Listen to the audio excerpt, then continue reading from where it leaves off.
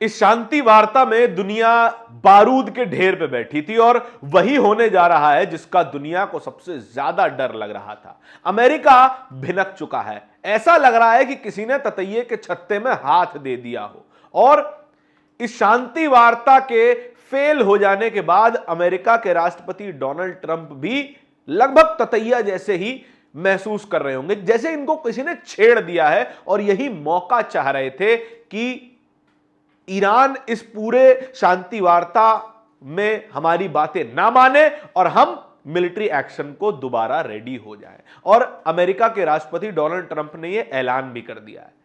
Iran ने America की बातें मानने से इनकार कर दिया और अब अमेरिका स्ट्रेट ऑफ हॉर्मुज को पूरी तरीके से बंद करने जा रहा है। अब आप यह सोच सकते हैं कि स्ट्रेट ऑफ हॉर्मुज तो ईरान ने बंद किया था। नहीं, ईरान ने पूरी तरीके से ब्लॉकेड नहीं लगाया था। ईरान कह रहा था कि वो देश यहां से अपना तेल, अपना व्यापार कर सकते हैं जो अमेरिका के साथ नहीं है या फिर अमेरिका का समर्थन नहीं करते हैं। लेकिन अब अमेरिका कह रहा है कि अब स्ट्रेट ऑफ हॉर्मुज पूरी तरीके से बंद होगा। कोई भी जहाज, एक भी जहाज अब स्ट्रेट ऑफ हॉर्मुज से बाहर नहीं जा सकता है। और यह दुनिया भर के लिए सबसे बुरी खबर है। अमेरिका ने अपनी नेवी आगे बढ़ा दी है और कहा है कि अगर बम गिरा तो हम वो करने वाले हैं जो किसी ने सोचा भी नहीं होगा। लेकिन ईरान इन गीदड़ भपकियों से डरने वाला नहीं है। ईरान ने भी अपनी तैयारी की हुई है। ईरान भी कह रहा है कि हम पूरी दुनिया को तेल और गैस के लिए तरसा देंगे, कटोरा आ जाएगा पूरे दुनिया के हाथ में। लेकिन तब तक हम नहीं रुकेंगे जब तक अमेरिका का एक भी सोल्जर, एक भी सैनिक मिडिल ईस्ट की धरती में मौजूद है। और यह कहानी कहां तक आगे बढ़ चुकी है, इसके बारे में इस वीडियो में चर्चा करेंगे। साथियों नमस्कार, मेरा नाम धारण है, आप नेशनल दस्तक देख रहे हैं। शांति वार्ता खत्म हो जाने के बाद, जेडी वैंस के अमेरिका वापस लौट जाने के बाद और इस्लामाबाद टॉक्स के पूरी तरीके से फेल हो जाने के बाद डोनाल्ड ट्रंप का एक पोस्ट सामने आया है जो उन्होंने ट्रूथ सोशल पे शेयर किया है। लंबा चौड़ा पोस्ट है जिसमें उन्होंने पाकिस्तान का धन्यवाद किया और बताया कि ज्यादातर बातों पे अग्रीमेंट बन गया था, ज्यादातर बातें हमने एक दूसरे की मान ली थी, लेकिन ईरान ने न्यूक्लियर पावर की जिद नहीं छोड़ी। न्यूक्लियर पावर हम ईरान को कभी नहीं बनने देंगे और इसी बात पे हमारी बातचीत अटक गई और ये जो शांति वार्ता है पूरी तरीके से फेल हो चुकी है। असल में ईरान की यह मुख्य मांग थी कि उसका यूरेनियम संवर्धन लगातार जारी रहेगा, उसका जो यूरेनियम एनरिचमेंट है वो लगातार जारी रहेगा, फिर चाहे वो उससे बिजली बनाए या फिर बम बनाए, ये ईरान की मर्जी होने वाली थी। लेकिन अमेरिका को यह मंजूर नहीं था। अमेरिका ने पिछले साल ऑपरेशन मिडनाइट हैमर में यह दावा किया था कि हमने बंकर बस्टर बम मारकर ईरान का पूरा जो एनरिच्ड यूरेनियम है उसको तबाह कर दिया है, उसे पहाड़ की गहराइयों में दफन कर दिया है और अब ईरान ऐसा कुछ नहीं कर पाएगा। लेकिन अब डोनाल्ड ट्रंप दोबारा कह रहे हैं कि यहां पर ईरान की मुख्य मांग यही है कि वो न्यूक्लियर संवर्धन करना चाहता है, यूरेनियम संवर्धन करना चाहता है। तो फिर पिछला जो बम गिराया गया था, क्या झाड़ियों में गिरा के भाग गए थे, या फिर अब जो आपने इतने बम गिराए हैं और अमेरिका का मीडिया चिल्ला चिल्ला के बता रहा था कि देखिए अमेरिका ने ईरान का जो न्यूक्लियर पावर है उसको खत्म कर दिया, उसके एनरिच्ड यूरेनियम को खत्म कर दिया। लेकिन अब ईरान जो कह रहा है कि हमारे पास एनरिच्ड यूरेनियम है और हम आगे भी उसका संवर्धन करते रहेंगे, यह हमारी शर्त है और इसी शर्त पर सीज फायर होगा, युद्ध विराम होगा, संघर्ष विराम होगा। यानी कि अमेरिका ना पहले कुछ ईरान का बाल बांका कर पाया था, ना इन 40 दिनों में बाल बांका कर पाया और ना ही आने वाले दिनों में कर सकेगा। एक बात और इस ट्वीट में सामने आई है, ईरान ने जो water mines, under water mines बिछा रखी थी स्ट्रेट ऑफ हॉर्मुज में कि कोई भी जहाज बिना परमिशन के आगे बढ़ेगा तो माइन से टकराकर तबाह हो जाएगा।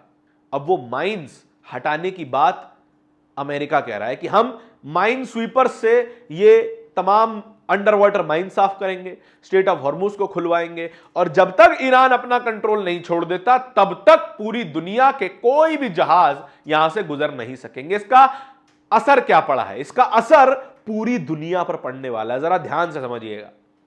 भारत का करीबन 40% तेल, भारत जो तेल इस्तेमाल करता है उसका 60% तो इंपोर्ट करता है, और उस 60% में से भी 40% अकेला स्ट्रेट ऑफ हॉर्मुज से निकल के आता है। तो फिर भारत के लिए सबसे बुरी खबर है कि स्ट्रेट ऑफ हॉर्मुज पूरी तरीके से नेवल ब्लॉकेड में जाने वाला है, और अमेरिका जैसी बड़ी नेवी इसमें ब्लॉकेड लगाने वाली है। दूसरा क्या असर हुआ? जापान का, फिलीपींस का, मलेशिया का, वियतनाम का, इन तमाम देशों के तेल भी रुकने जा रहे हैं, क्योंकि इनका भी ज्यादातर तेल गल्फ की कंट्रियों से होकर गुजरता है और गल्फ कंट्री से ये तेल खरीदते हैं, स्ट्रेट ऑफ हॉर्मुज से गुजरता है, तो लिहाजा इनका भी नुकसान होने जा रहा है। और अंतरराष्ट्रीय मार्केट ने एक और बार अपने बदलते हुए रंग दिखा दिए। जैसे ही ये सीज फायर का अनाउंसमेंट हुआ था 8 अप्रैल को, तो फिर बड़ी तेजी से ये तेल के दाम $114 प्रति बैरल से गिर के $96 प्रति बैरल पे आ गए थे।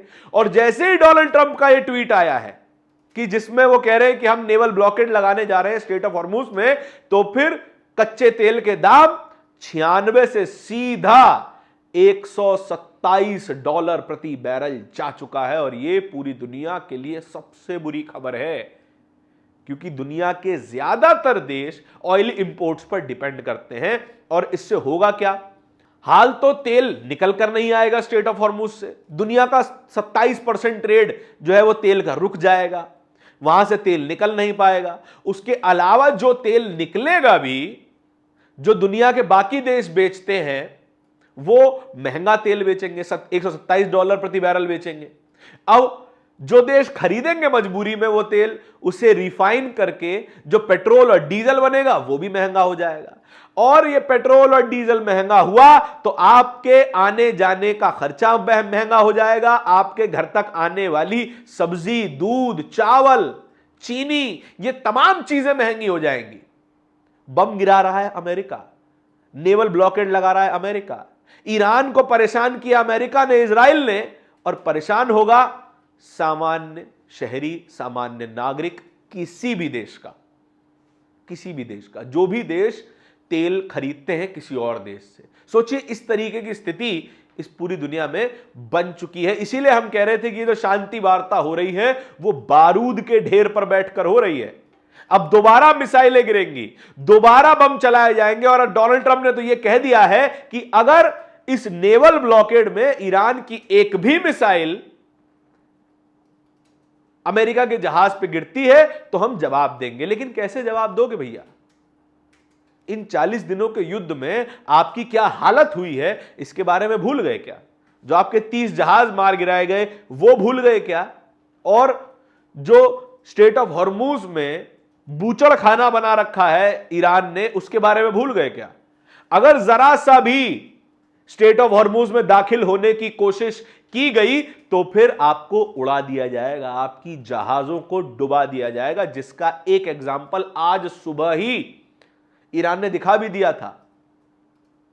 यूएसएस माइकल एक जहाज है, वो स्ट्रेट ऑफ हॉर्मुज में घुसने की कोशिश कर रहा था। यह जंगी जहाज है, ऐसा जहाज है जिसमें बड़ी संख्या में मिसाइलें हैं, गाइडेड मिसाइल डिस्ट्रॉयर है ये, लेकिन उसको भी पीछे हटने पे मजबूर कर दिया ईरानी नेवी ने, केवल और केवल छोटी छोटी बोट्स के सहारे, और कहा कि अगर आपने यहां से यू टर्न नहीं मारा तो 15 मिनट में डुबा दिए जाओगे। अगर ईरान ये धमकी देने की स्थिति में है, अगर ईरान आपके गाइडेड मिसाइल डिस्ट्रॉयर को यू टर्न मारने पर मजबूर करने की स्थिति में है, तो सोचिए आपके नेवल ब्लॉकेड का क्या हाल होने वाला है। भाई ये केवल और केवल चिंगारी भर देखी थी हमने जो अभी 40 दिन का युद्ध था। आगे मशालें, आगे बॉनफायर और आगे भीषण आग देखनी अभी बाकी है, भीषण मिसाइलों की बारिश देखनी बाकी है। और जो स्ट्रेट ऑफ हॉर्मुज को ब्लॉक करने की बात अमेरिका कर रहा है, ये दुनिया उसको करने नहीं देगी, क्योंकि दुनिया के तमाम देश स्ट्रेट ऑफ हॉर्मुज पे डिपेंडेंट है, और जितना ज्यादा प्रेशर स्ट्रेट ऑफ हॉर्मुज में बढ़ेगा, जितना ज्यादा मिलिटराइज ये एरिया होगा, उतना ज्यादा अमेरिका पे प्रेशर बढ़ाया जाएगा और उतना ज्यादा अमेरिका कमजोर होता चला जाएगा। खैर, इसमें बड़े की प्लेयर चाइना और रशिया भी होने वाले हैं। उनका क्या रुख रहता है डोनाल्ड ट्रंप के इस बयान पर, वो देखना अभी बाकी है। खैर, जैसे ही कोई बयान आएगा आप तक पहुंचाने हम जरूर वापस आएंगे। इस तरह की खबरों को देखते रहने के लिए नेशनल दस्तक को सब्सक्राइब जरूर कीजिएगा। बहुत बहुत शुक्रिया। दस्तक की आपसे गुजारिश है कि अगर इसको बचाना चाहते हैं तो नेशनल दस्तक को सब्सक्राइब करने के लिए रेड कलर के सब्सक्राइब बटन को दबाएं, फिर बेल आइकन की घंटी दबाएं। नेशनल दस्तक को बचाने के लिए बहुत जरूरी है कि हर खबर को शेयर करें, लाइक करें, कमेंट जरूर करें।